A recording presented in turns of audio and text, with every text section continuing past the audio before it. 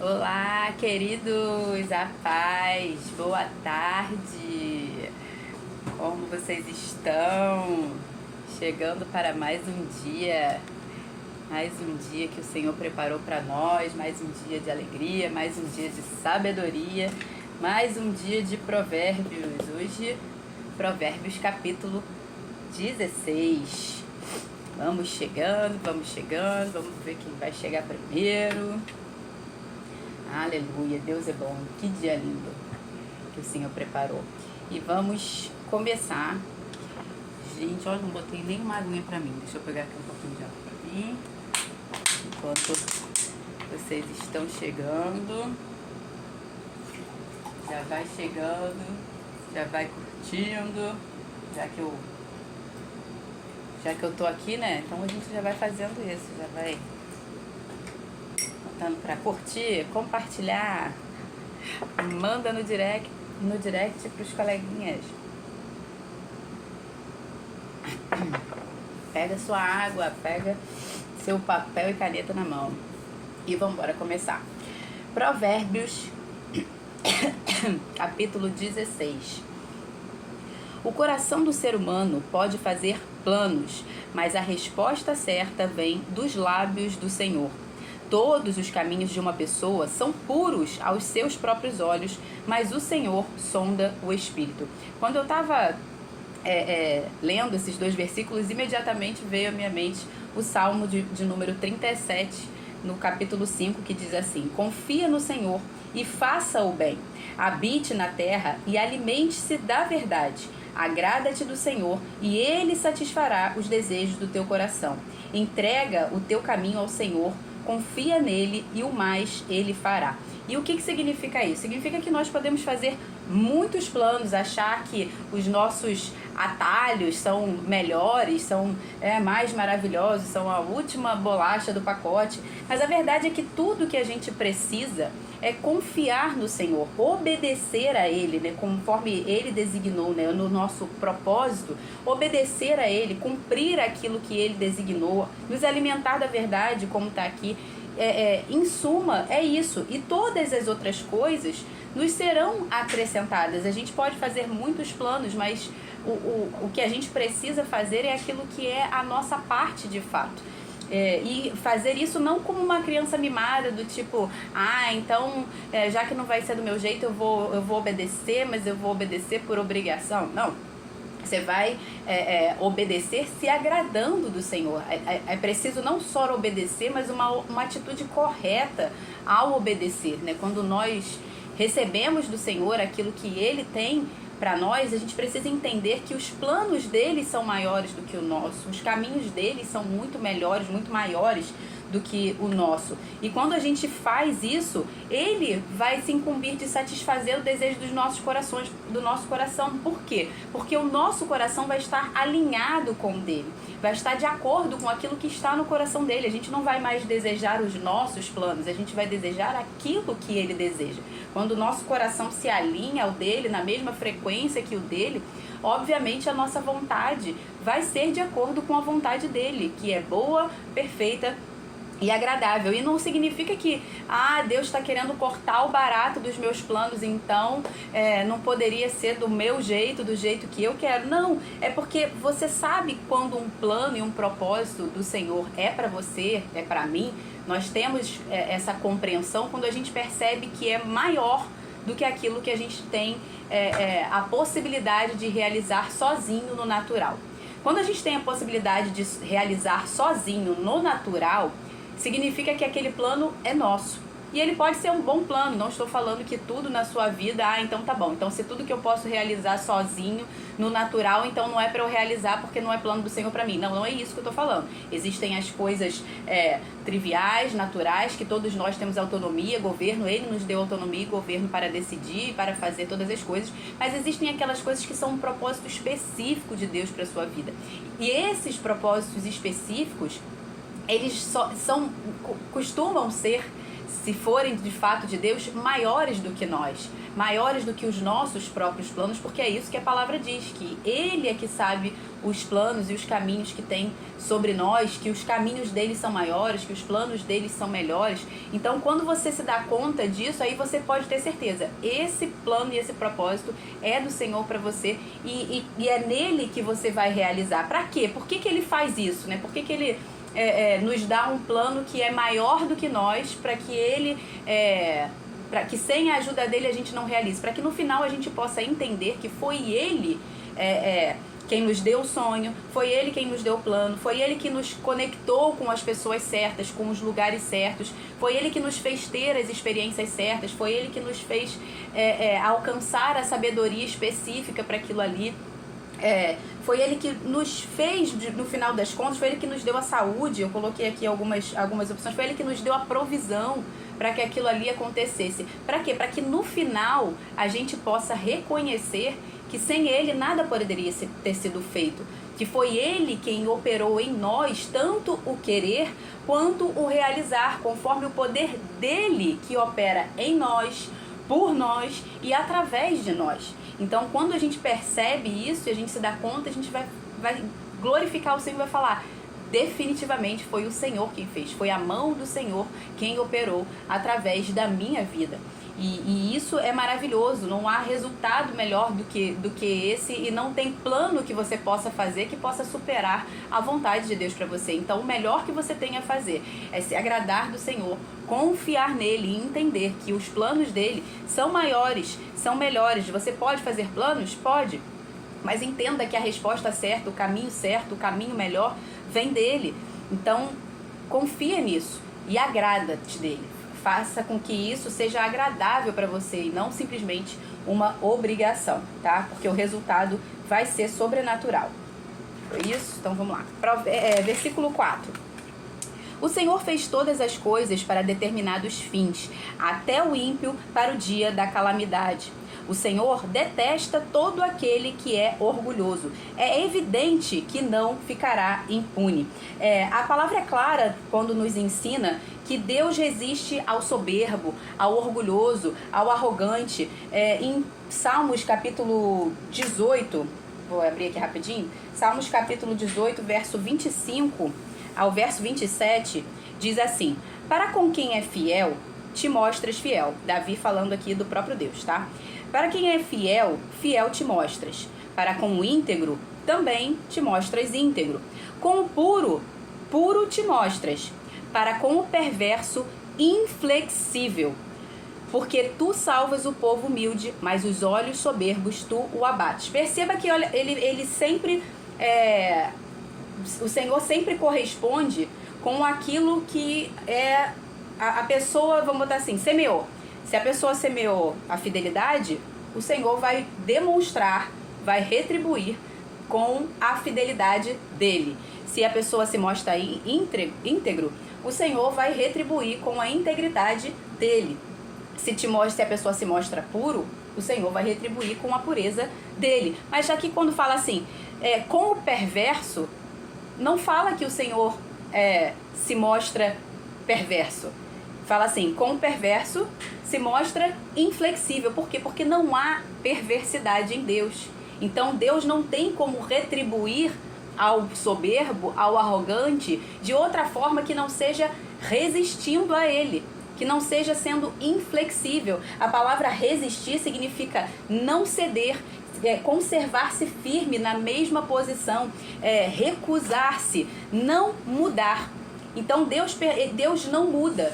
E a palavra fiel, a palavra fidelidade também está relacionado a isso, a essa característica de Deus de não mudar. Então não adianta, o soberbo, ele pode continuar soberbo achando que ele é melhor do que Deus, achando que aquilo que ele vai... Deixa eu voltar aqui, porque senão vou me perder. Deixa eu voltar no plano original aqui, 4 e 5. O Senhor detesta aquele que é orgulhoso, é evidente que não ficará impune. É isso que eu tô? Isso. Então, quando Deus resiste ao soberbo, o que ele está fazendo eu não vou mudar por você. Ou seja, você pode vir contra mim, você pode achar que você é melhor, você pode fazer tudo de errado, mas eu não mudo. Eu vou continuar resistindo a você, eu vou continuar me opondo a você, porque eu sou absoluto. Eu sou soberano. Não é você quem se tem alguém que tem que mudar nessa história, não sou eu. É você. É assim que Deus está dizendo. Quando Deus está se colocando nessa posição de resisto, eu vou permanecer o mesmo. Nada vai mudar. Você pode esbravejar o quanto você quiser, você pode ser arrogante o quanto você quiser, soberbo o quanto você quiser, mas a minha palavra vai permanecer a mesma, os meus princípios vão permanecer o mesmo. Então nada do que você faça vai mudar isso. Então ou você muda, ou você vai sofrer as consequências daquilo que já foi estabelecido pela minha palavra, que é o dia da calamidade, que é o versículo 5, né? Versículo 4. Cadê onde é que eu tô? Versículo 5 mesmo. Que é não ficar impune.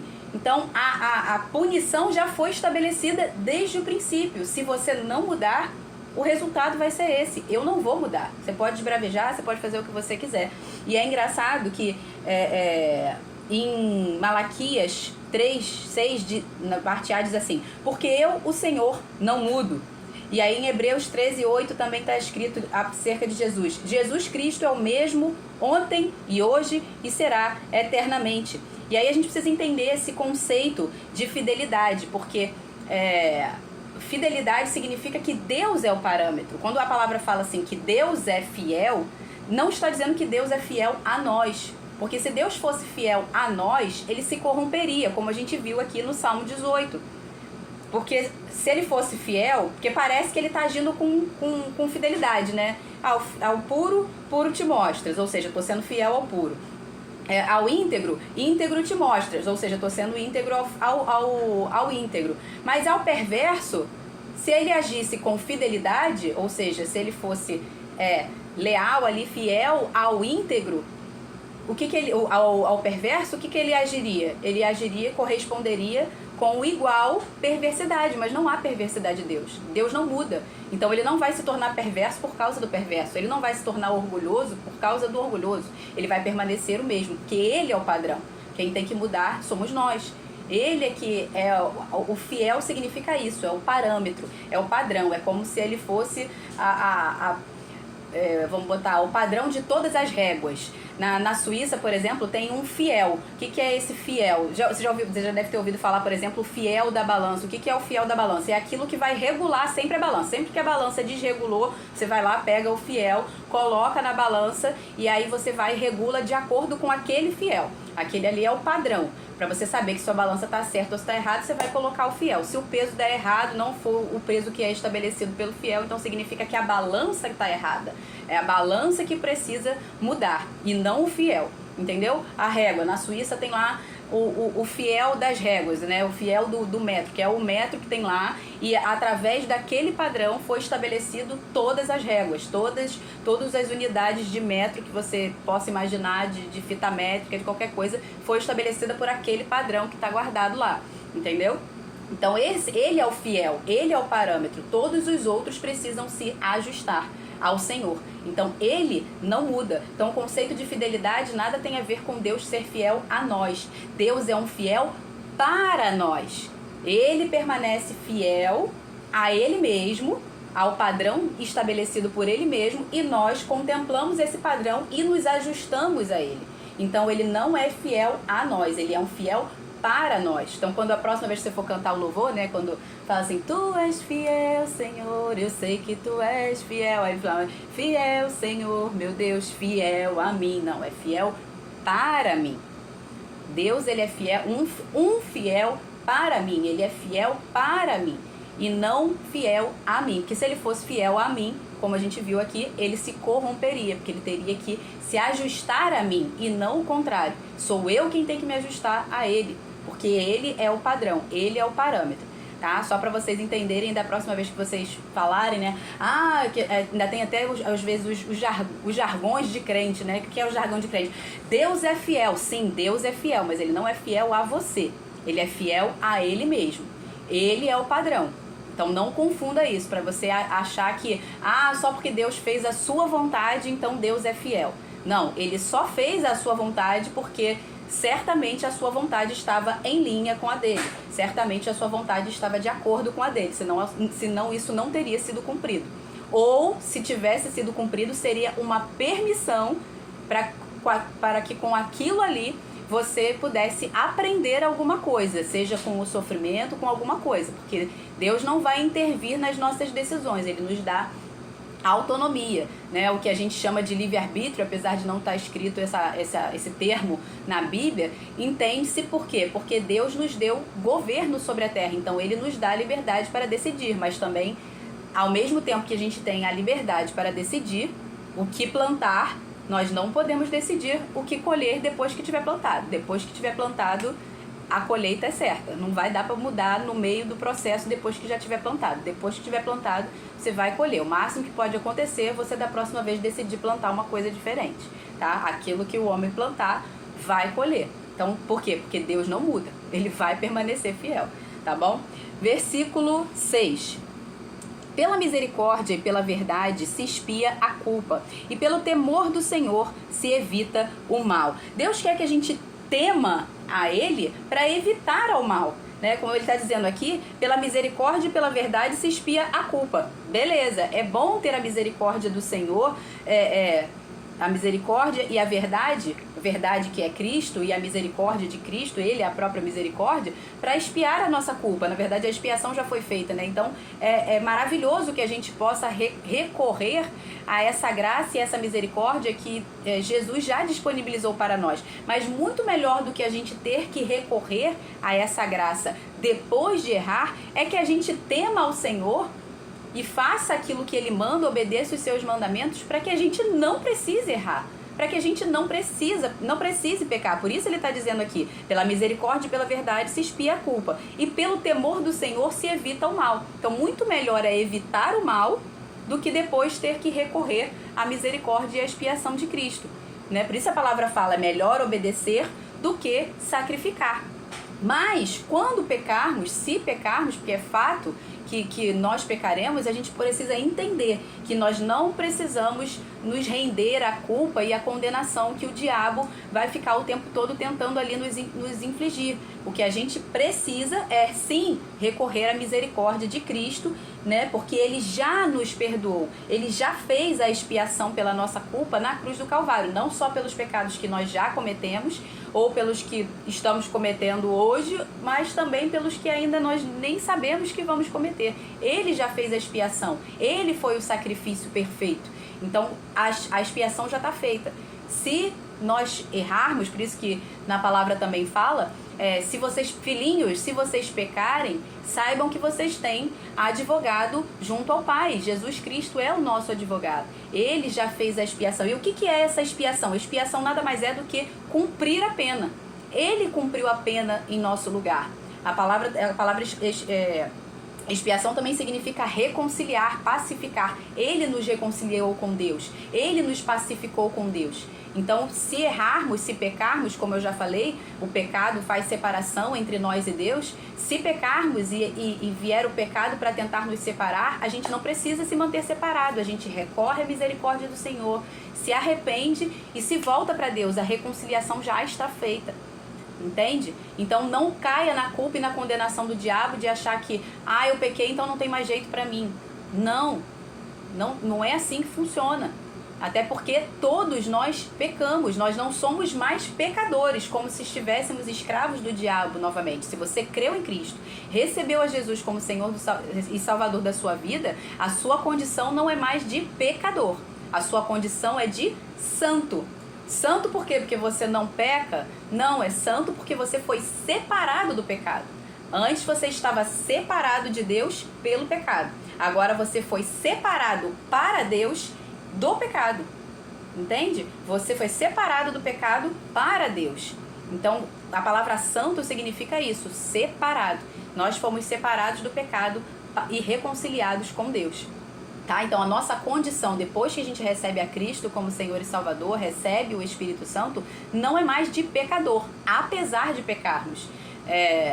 Até tem um exemplo, agora eu não me recordo, mas eu acho que foi meu pastor que deu esse exemplo, que ele fala assim, se você sabe fazer pipoca, você faz pipoca na sua casa, isso não torna você um pipoqueiro. entende? O pipoqueiro é aquele que faz isso profissionalmente, é o pipoqueiro profissional. Então vamos botar assim, o pecador é aquele que é o pecador profissional. Esse é considerado pecador. Por quê? Porque ele é escravo do pecado. Ele não tem condições de fazer outra coisa que não pecar, porque ele ainda não recebeu a redenção. Ele ainda não recebeu a graça e o Espírito Santo que nos capacita a vencer o pecado. Então, esse é pecador profissional. Esse aí ainda está nessa categoria, ele é pecador profissional, ele é escravo, ele não tem outra opção que não seja pecar, a menos que ele se volte para Deus e se arrependa, entendeu? Enquanto isso não acontece, enquanto ele não for liberto e não receber a graça e a capacitação do Senhor, não há jeito, não tem jeito, sozinho nós não conseguimos vencer o pecado. Mas nós pecamos, mesmo depois de sermos santificados, justificados, purificados pelo Senhor, estamos sendo santificados, nós ainda vamos pecar, nós ainda vamos errar, infelizmente, mas é um processo gradual, de glória em glória. Isso precisa diminuir cada vez mais, ser um acidente na nossa vida e não algo recorrente, não um pecador profissional mais, ok? Versículo 7. Se os caminhos de alguém são agradáveis ao Senhor, ele faz com que até os seus inimigos vivam em paz com ele. Um exemplo disso é o rei Josias, que reinou por 30 anos e não houve guerra durante o seu reinado. E o testemunho que Deus dá acerca de Josias, que a palavra do Senhor dá acerca de Josias, que nos mostra que ele foi agradável ao Senhor, está em 2 Reis 22:2, que diz assim: fez ele o que era reto perante o Senhor, andou em todo o caminho de Davi, seu pai, e não se desviou nem para a direita, nem para a esquerda. Então, por isso, que se os caminhos de alguém são agradáveis ao Senhor, ele faz com que até os seus inimigos vivam em paz com ele. Ou seja, não houve guerra durante o reinado de Josias. Por quê? Porque o caminho dele agradou ao Senhor. Então, ele fez com que até os seus inimigos vivessem em paz com ele. Versículo 8 e 9. Melhor é o pouco havendo justiça do que grandes rendimentos com injustiça. O coração do ser humano traça o caminho, mas o Senhor lhe dirige os passos. A gente já viu isso aqui anteriormente, né, nos versículos anteriores, então nem vou dar maiores explicações. Versículo 10 a 15. Nos lábios do rei se acham decisões autorizadas, que ele seja justo ao pronunciar uma sentença. Peso e balança justos pertencem ao Senhor. Obra sua são todos os pesos da bolsa. Os reis detestam a prática da maldade, porque o trono se estabelece pela justiça. Os lábios justos são o contentamento do rei, e ele ama o que fala coisas retas. O furor do rei é como um mensageiro da morte, mas o homem sábio consegue acalmá-lo. O semblante alegre do rei significa vida, e a sua bondade é como chuva fora de época. Eu li esses 5 versículos aqui porque todos eles estão falando acerca do reinado, acerca da autoridade. E toda autoridade é instituída por Deus. Não significa que é a vontade de Deus que aquela fosse a autoridade de Deus para nós. Mas ele autoriza porque somos nós quem escolhemos. Ok? Então nós escolhemos os nossos governantes e Deus vai permitir. Mas entenda que foi você quem escolheu e que o cargo de autoridade que ele ocupa, não a pessoa dele, mas o cargo que ele ocupa de governo, de autoridade, foi estabelecido por Deus. Então, a partir do momento em que ele ocupa esse cargo, ele vai estar investido dessa autoridade que foi investida por Deus. Entende? Então é por isso que nós precisamos nos submeter à autoridade. Não porque foi Deus quem quis que ela estivesse ali, mas porque nós escolhemos e porque aquele cargo, aquela instituição foi estabelecida por Deus. Então, se nós escolhemos, aquilo ali vai ser o que a gente tem. Então, por exemplo, em Romanos, capítulo 13, vou ler rapidinho aqui, de 1 a 7, diz assim: que todos estejam sujeitos às autoridades superiores, porque não há autoridade que não proceda de Deus. E as autoridades que existem foram por ele instituídas. Assim, aquele que se opõe à autoridade resiste à ordenação de Deus. E os que resistem trarão sobre si mesmos condenação. Porque os magistrados, as autoridades, não são para temor quando se faz o bem, e sim quando se faz o mal. Você quer viver sem medo da autoridade? Faça o bem e terá louvor dela, pois a autoridade é ministro, ou seja, servo de Deus para o seu bem. Mas se você fizer o mal, então tenha medo, porque não é sem motivo que a autoridade traz a espada, pois é servo de Deus, vingador, para castigar quem pratica o mal. Portanto, é necessário que vocês se sujeitem à autoridade, não somente por causa do temor da punição, mas também por dever de consciência para com Deus, cientes de que é o Senhor quem instituiu e estabeleceu essa autoridade. Então, assim, toda autoridade foi instituída por Deus, mas é a vontade de Deus que toda autoridade seja justa. Toda autoridade vai ser justa? Infelizmente não, porque somos nós quem escolhemos os nossos governantes e às vezes nós escolhemos pessoas que são injustas. Haja visto o que temos hoje, é o que temos para hoje. Então, o povo decide, o povo escolhe, o povo que estabelece, né? Vocês vão lembrar que em uma live anterior, agora eu não vou lembrar qual foi o provérbio que a gente estava estudando, que não era a vontade do Senhor que se levantasse um rei sobre Israel. Deus queria ser o Senhor sobre Israel e falar diretamente com o povo, mas o povo quis ser igual aos outros povos e pediu para si um rei. E aí sim, Deus levantou Saul e Deus avisou: olha, os reis vão cobrar vocês impostos, os reis vão fazer dos seus filhos soldados para o exército deles. Entendeu? Deus avisou tudo. Tem certeza que vocês querem? Mesmo assim, o povo quis. Então, a partir do momento que o povo quis, para que houvesse a autoridade de Deus sobre esse povo, Deus estabeleceu esse cargo de autoridade. Todo que aquele que ocupar esse cargo, seja ele bom ou mal, essa pessoa vai estar investida de autoridade para governar sobre o povo, ok? E até que aquela autoridade seja deposta, ele vai permanecer, seja ele bom ou mal, fazendo aquilo que precisa ser feito ou, muitas vezes, não fazendo aquilo que deveria ser feito. É a vontade de Deus que toda autoridade seja justa, mas, infelizmente, os homens têm escolha, os homens têm poder de decisão. Então, a gente é que precisa saber escolher os nossos governantes. E, principalmente, saber governar a nossa própria vida. Ter o Senhor como nosso governante, para que a gente não dependa das autoridades superiores. A gente precisa se sujeitar, mas a gente não é obrigado a depender. A gente não é obrigado a depender do governo. Entende? Então, a vontade do Senhor. Cada um governe a sua própria vida com o Senhor, acima de você. E se sujeite às autoridades. Amém? Versículo 16 a 27. Quanto melhor é adquirir a sabedoria do que o ouro, e mais excelente é adquirir o entendimento do que a prata. Eu vou ler aqui direto corrido do 16 ao 27, porque praticamente todos esses versículos aqui, em lives anteriores, a gente já explicou mais detalhadamente. Então, não deixe de assistir todas as lives depois, tá? Recomeçando aqui, verso 16. Quanto melhor é adquirir a sabedoria do que o ouro, e mais excelente é adquirir o entendimento do que a prata. É o melhor que a gente tem. E mais excelente é adquirir... tá bom? Voltei. O caminho dos retos é se desviar do mal.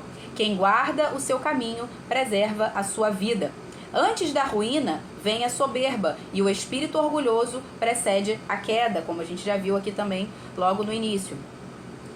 Melhor é ser humilde de espírito com os humildes do que repartir os despojos com os orgulhosos.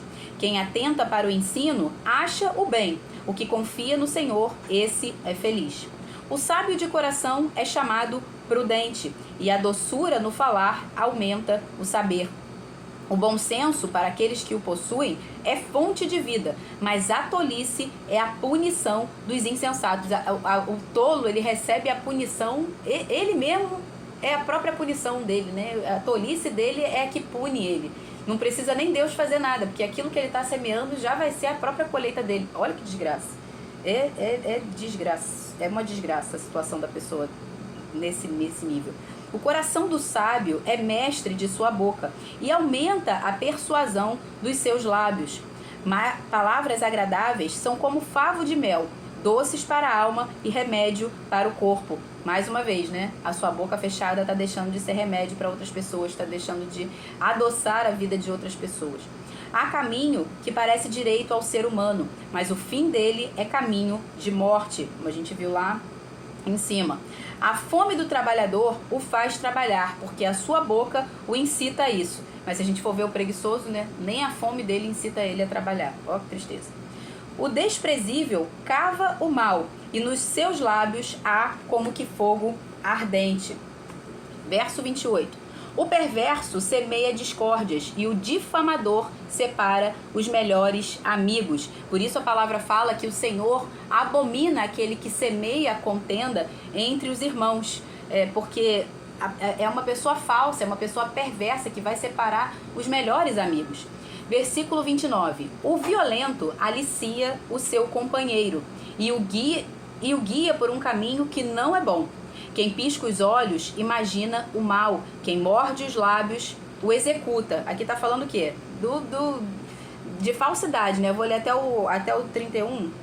Vou ler até o 31 aqui. Os cabelos brancos são uma coroa de honra que é encontrada no caminho da justiça. Olha aqui, ele tá falando no 29, 30 e 31. O violento alicia o seu companheiro e guia-o por um caminho que não é bom. Quem pisca os olhos imagina o mal. Quem morde os lábios o executa.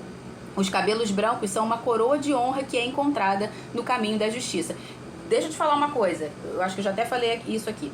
Bandido, mentiroso, abusador, tudo isso, todas essas pessoas também ficam de cabelo branco. Todas essas pessoas também vão ficar velhinhas um dia, tá? E isso não vai tornar elas boas, não vai tornar os cabelos brancos dela uma coroa de honra, tá? Então não é porque a pessoa é velhinha que às vezes a gente costuma falar assim, a pessoa é velhinha, é um sábio, né? Tem toda aquela experiência. Depende, se a pessoa for um bandido, ela tem toda a experiência em ser bandido.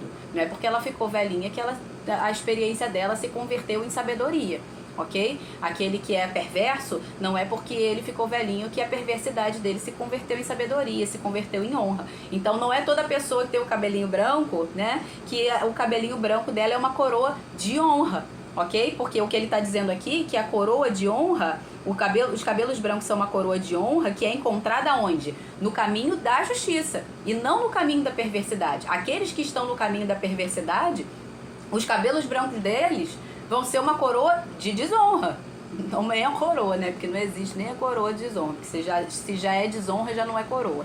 Entendeu? Os cabelos brancos dele vão ser para eles o sinal de desonra e não uma coroa de honra. A coroa de honra é para somente aqueles que estão trilhando, andando no caminho da justiça, tá? Então preste bem atenção para quando você lê um provérbio como esse aqui, vai achar, né? Então todo mundo que é idoso tem os cabelinhos brancos dele são uma coroa de honra. Depende muito, se ele andou no caminho da justiça. Se não, se é bandido, se é corrupto, se é mentiroso e não mudou, não se arrependeu, não se converteu dos seus maus caminhos e não passou a dar frutos dignos de arrependimento, é só desonra mesmo, é só ladeira abaixo mesmo, tá? Nada mudou.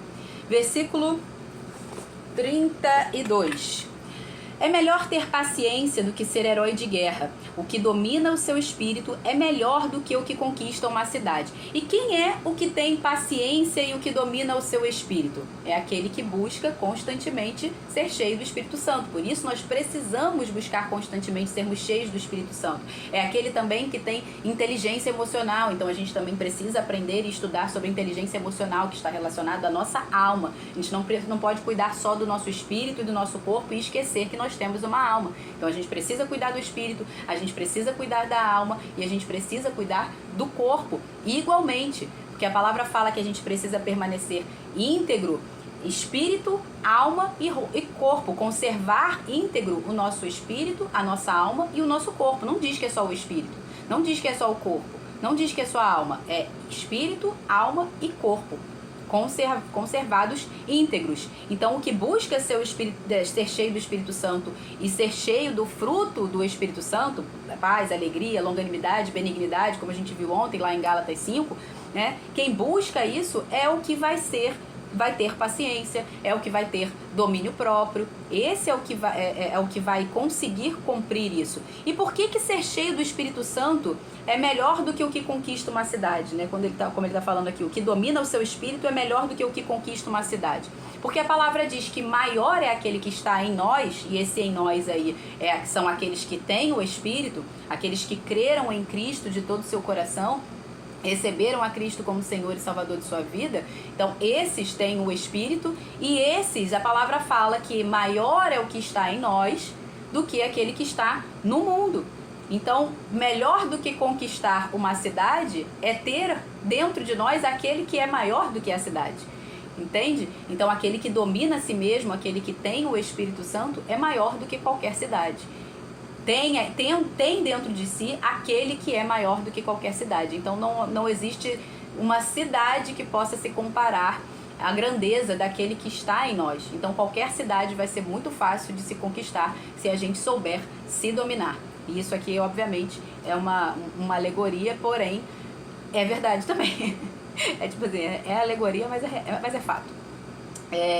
Versículo 33. Para fazer um sorteio são lançados os dados, mas toda a decisão procede do Senhor. Como a gente viu aqui no versículo 1 e 2, né? Aqui nesse... para fazer um sorteio são lançados os dados, essa versão aqui está muito atualizada. Não seria bem dados aqui a palavra certa, né? Porque na antiga aliança se usava o Urim e o Tumim. É como se não são dados, mas era a forma que eles tinham de lançar a sorte para tentar descobrir qual era a vontade do Senhor, porque como na antiga aliança o Espírito Santo não habitava dentro deles, né? Então eles não tinham como buscar diretamente ao Espírito Santo, ou a menos que eles fossem ao profeta, eles não tinham como buscar uma resposta do Senhor, então o Senhor permitia que fosse usado dessa forma. Era o Urim e o Tumim, que era quando eles lançavam sortes para descobrir qual era a vontade do Senhor, né? Vamos ver se a vontade do Senhor é fazer isso ou aquilo. Então isso é o Urim e aquilo é o Tumim. Aí lançava e o que desce ali na história é mais ou menos isso, tá? Não me aprofundei aqui no estudo disso não, mas que eu me lembre é mais ou menos isso.